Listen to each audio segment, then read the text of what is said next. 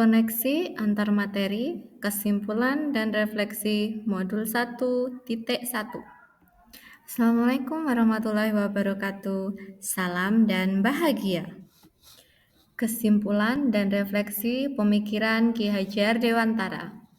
Pendidikan bertujuan untuk menuntun segala kodrat yang ada pada anak supaya dapat mencapai keselamatan dan kebahagiaan yang setinggi-tingginya, baik sebagai individu maupun sebagai anggota masyarakat. Pendidikan menciptakan ruang bagi peserta didik untuk bertumbuh secara utuh supaya mampu memuliakan diri dan orang lain serta menjadi mandiri. Pengajaran bagian dari pendidikan. Pengajaran merupakan proses pendidikan dalam memberi ilmu untuk kecakapan hidup anak secara lahir dan batin. Apa yang Anda percaya tentang murid dan pembelajaran di kelas sebelum Anda mempelajari modul 1.1? Sebelum mempelajari modul 1.1, pembelajaran yang saya lakukan hanya mendampingi peserta didik yang bermasalah saja, merasa gagal jika peserta didik salah mengambil jurusan atau pendidikan lanjut, atau tidak sesuai dengan bakat dan minat.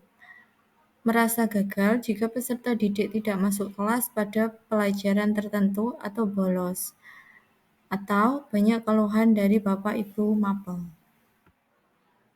Apa yang berubah dari pemikiran atau perilaku Anda setelah mempelajari modul ini? Namun, setelah saya mempelajari modul 1.1 tentang pemikiran Ki Hajar Dewantara, bahwa yang saya pikirkan selama ini salah atau tidak tepat.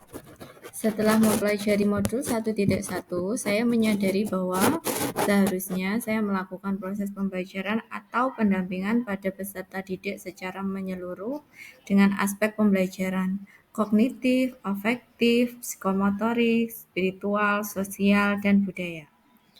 Setelah mempelajari modul 1.1, saya menyadari bahwa guru atau pendidik sebagai fasilitator pembelajaran, guru atau pendidik harus ikhlas, sabar, dengan segala ketulusan hati. Setelah mempelajari modul 1.1, saya menyadari bahwa guru atau pendidik harus mempelajari karakteristik peserta didik, memberikan kesempatan peserta didik untuk tumbuh sesuai dengan kodratnya. Apa yang dapat segera Anda terapkan lebih baik agar kelas Anda mencerminkan pemikiran KHD? Yang dapat saya terapkan dalam pembelajaran di kelas antara lain, yang pertama, merancang pembelajaran yang interaktif dan menyenangkan yang melibatkan peserta didik sesuai dengan metode student center. Yang kedua, menggali karakter dan latar belakang peserta didik dengan menjalin komunikasi yang baik. Yang ketiga, menerapkan abad 21, berpikir kritis, kreatif, komunikasi, dan kolaborasi. Terima kasih, salam dan bahagia.